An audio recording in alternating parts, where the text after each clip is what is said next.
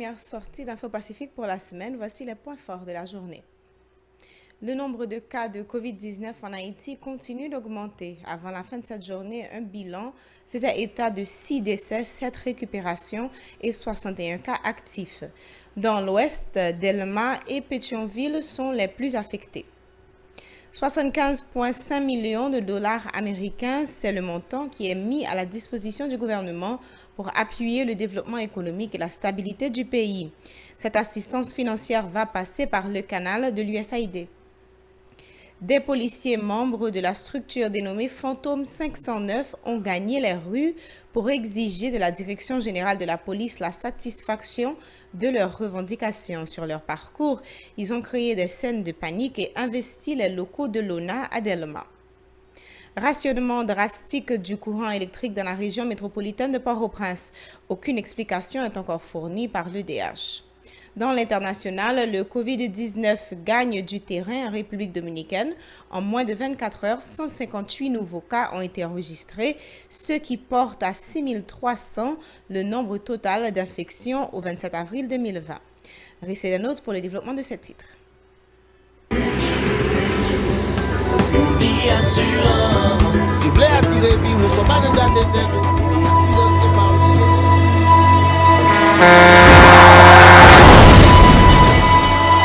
En général, moun pa reme pran assurance.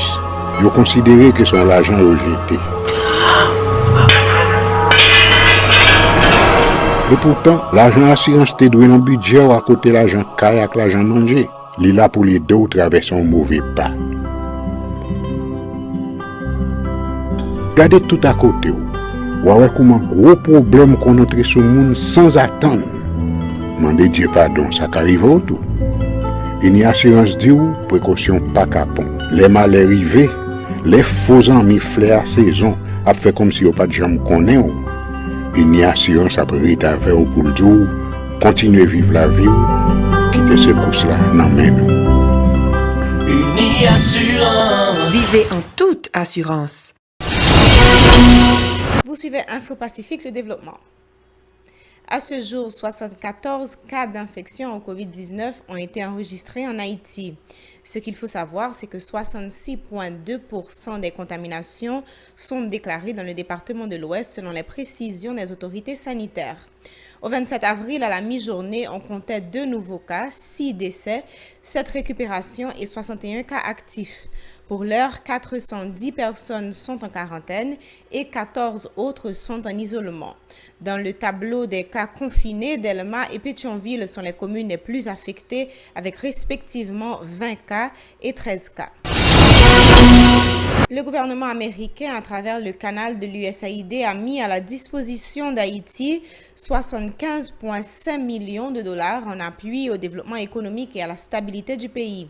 C'est l'ambassade des États-Unis d'Amérique qui en a fait l'annonce. Le directeur de l'USAID, M. Christopher Cushing, confirme que cet argent va soutenir le développement économique et la stabilité du pays.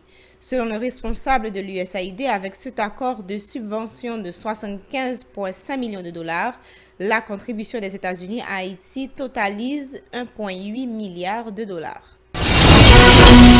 Le corps groupe se dit solidaire d'Haïti qui fait face à la crise sanitaire du COVID-19 et demande du coup aux Haïtiens de respecter les règles d'hygiène pour ne pas contracter le virus du corona.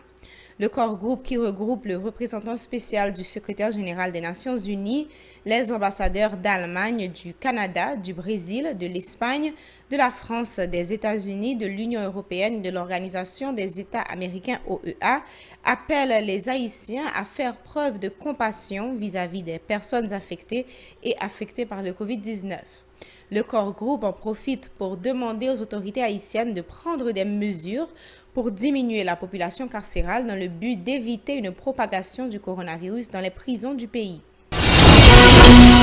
Les communes de la région métropolitaine de Port-au-Prince font face à un rationnement du courant électrique sans précédent. Des quartiers passent plus de 4 jours sans voir la lumière de l'EDH qui pourtant devrait être en mesure d'améliorer la distribution de l'électricité suite à la décision du gouvernement de prendre le contrôle de la Sogénère.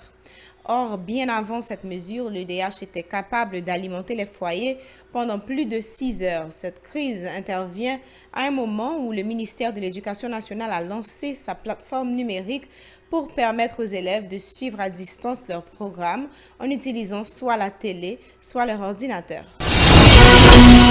La patience a ses limites. Les policiers membres de la structure dénommée Fantôme 509 ont gagné les rues lundi 27 avril pour contraindre la direction générale de la police de satisfaire leurs revendications. Pour la plupart cagoulés, les protestataires ont tiré boulet rouge sur le haut commandement de la police qui, selon eux, n'a rien fait jusqu'ici pour satisfaire leurs revendications. Divisés sur le parcours, les membres de Fantôme 509 et des policiers d'autres unités ont eu un début à Delma 48. Pour le comble, ils ont investi les locaux de l'Office national vieillesse, ONA, sur la route de Delma. Les protestataires menacent de passer à une vitesse supérieure au cas où leurs revendications resteraient dans les tiroirs de la Direction générale de la police. Une idée de la manifestation.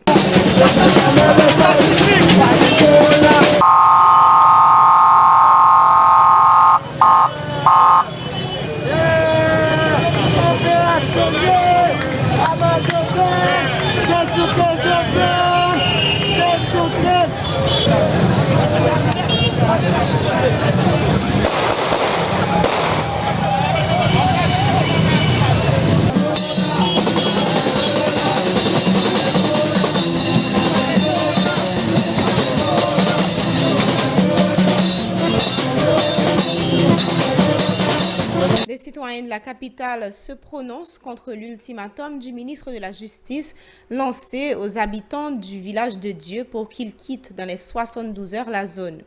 D'après eux, le gouvernement devrait au préalable adopter des mesures d'accompagnement pour leur faciliter la tâche. Ils estiment qu'il y a bien d'autres mesures à prendre pour juguler la crise de l'insécurité.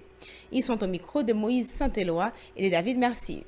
Après la déclaration que le ministre de Justice Mandeli fait, elle dit que l'on regarde la situation que nous vivons vraiment vrai, l'état n'est pas normal parce que l'on regarde que on partit nègre avec zam. Calculez bien, ou dit que après on a 72 heures de temps pour quitter en bas.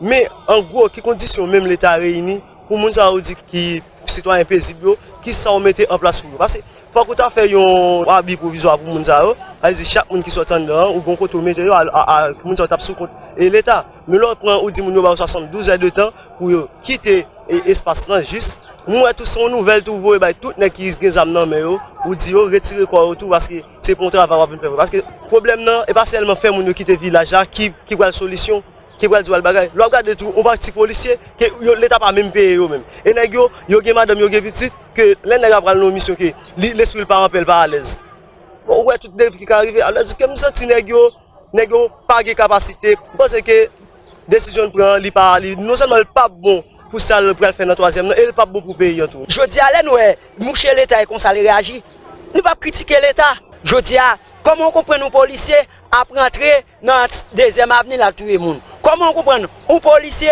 à rentrer dans quatrième avenue à tuer monde comment on comprend nos policiers à rentrer grand avenue dans Tibol à tuer monde mais ou à tuer français en dans village de Dieu petit tout tonton je dis à tout côté quartier populaire c'est intégré et qui bail policier et qui bail docteur c'est eux même qui bail professeur qui bail ingénieur je dis à combien ingénieur qui pourra mourir dans le village combien docteur pourra mourir je dis à on pas dire pour le ressaisir mais n'a dit monsieur Alphonse penser. Un citoyen qui s'identifie à un contractuel du ministère des Affaires sociales dénonce l'indifférence des autorités en ce qui a trait aux arriérés de salaire.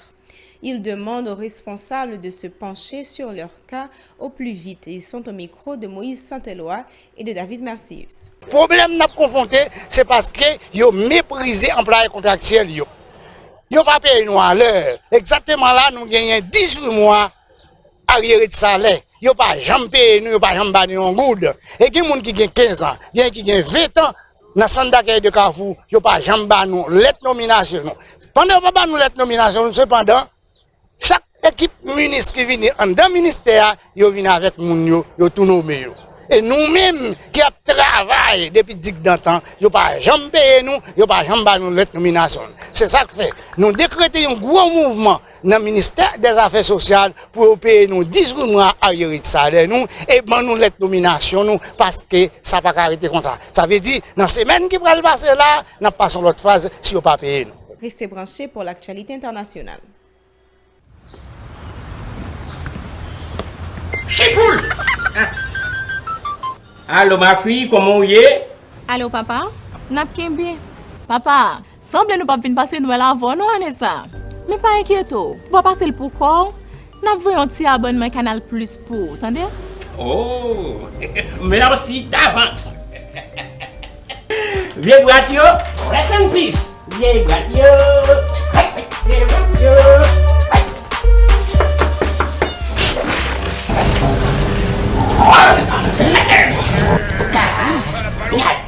Ça fait partie de mon super plan pour attirer le marsupilami. Gourmand comme il ne se méfiera pas et alors, crac. Ouais. Quel dérange. Avec promotion Noël, ça y est pour souhaiter tout haïtien dans 4 pays un joyeux Noël. Canal Plus mettez en bas sapé Noël nous toutes et un spécial Noël ensemble. Merci pour Canal Plus là. Merci d'être encore des nôtres à l'heure de l'actualité internationale. Le coronavirus continue de se propager en République dominicaine. En moins de 24 heures, un total de 158 cas a été enregistré dans le pays, ce qui porte à plus de 6300 les cas d'infection. Selon le ministère dominicain de la Santé, le nombre de décès a franchi la barre des 200. Parmi les 6300 cas de contamination, 1119 sont placés en isolement et 3898 sont en quarantaine, toujours selon les autorités sanitaires. C'est la fin de ce journal. Merci de l'avoir suivi. Suivez-nous sur Télé Haïti, chaîne 54. Suivez-nous sur les réseaux sociaux, sur Facebook, sur Twitter, sur Instagram ou sur YouTube. Si vous avez un smartphone, téléchargez l'application Radio Télé Pacifique ou visitez notre site web au www.radiotélépacifique.com. Restez branchés pour la suite de la programmation.